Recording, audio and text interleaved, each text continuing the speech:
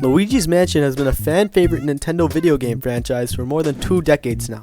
From simple ghost-sucking to scaling a treacherous hotel, the franchise has evolved over the 3 releases: Luigi's Mansion Dark Moon, and Luigi's Mansion 3. But the question still remains, which one of the 3 is the best? Well, let's start from the beginning. It was 1999 and the GameCube was set to release in 2 years. Nintendo needed a new and fresh title to launch along with the console, and they needed to be one that showed off all of the GameCube's power. There comes Luigi's Mansion. Inspired by Resident Evil, this was Nintendo's take on a survival horror game. It's now 2001, and although the GameCube was going to become Nintendo's 3rd worst selling console, Luigi's Mansion was a hit. In its first week alone, it sold 27,000 units in the United States, and was critically acclaimed for its amazing graphics, mechanics, and more. By 2020, the game ended up selling 3.33 million copies worldwide.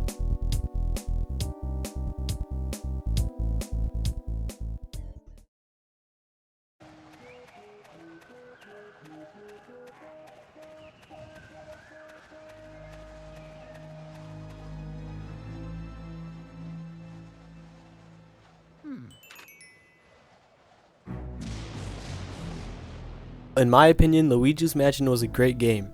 The boss battles were simple but intricate and offered a fun experience without complex things to learn. The eeriness of the game is also something that the next 2 installments failed to offer. I feel like the first one really nailed this and the next 2 just couldn't do it as well. Now, March 2013 was rolling around and the next installment of the Luigi's Mansion franchise was about to release: Luigi's Mansion Dark Moon.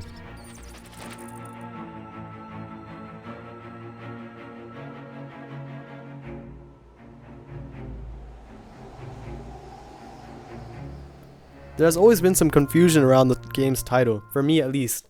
In the US version, it was released as Luigi's Mansion Dark Moon, but in worldwide releases, it was called Luigi's Mansion 2. Since I received the version that was called Dark Moon, that's what we're gonna call it. Luigi's Mansion Dark Moon did everything that the last game did, but 10 times better. It brought back familiar characters like Egad and of course Luigi, but introduced new ones like Polterpup as well. New mechanics were introduced as well, like the UV light that allowed you to discover otherwise invisible objects, and this game, however, offered mission type levels instead of a non-linear story that Luigi's Mansion gave us. This was primarily due to the hardware limitations of the 3DS, but also to make the game fit in with the handheld game design. Still, this didn't take away from the game because it had 4 additional mansions compared to Luigi's Mansion.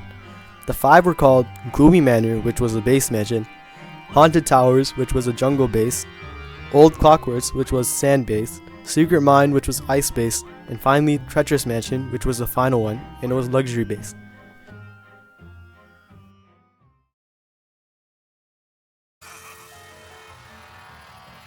Oh no.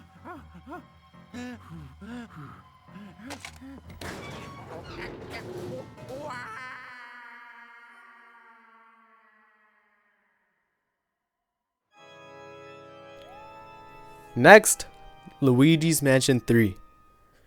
Luigi's Mansion 3 is the latest installment in the franchise, and it was released for the Nintendo Switch in 2019. Just like Luigi's Mansion Dark Moon, this game had improved upon the last one tremendously once again. Since the Switch had much more capabilities than the 3DS, it allowed for free roam type gameplay in a massive hotel. Each floor, like Dark Moon, had a different theme, and some of them were massive. New mechanics like Luigi and the plunger were introduced and the game ran very smoothly. Some even say that Luigi's Mansion 3 is one of the most visually pleasing in the Nintendo Switch game lineup.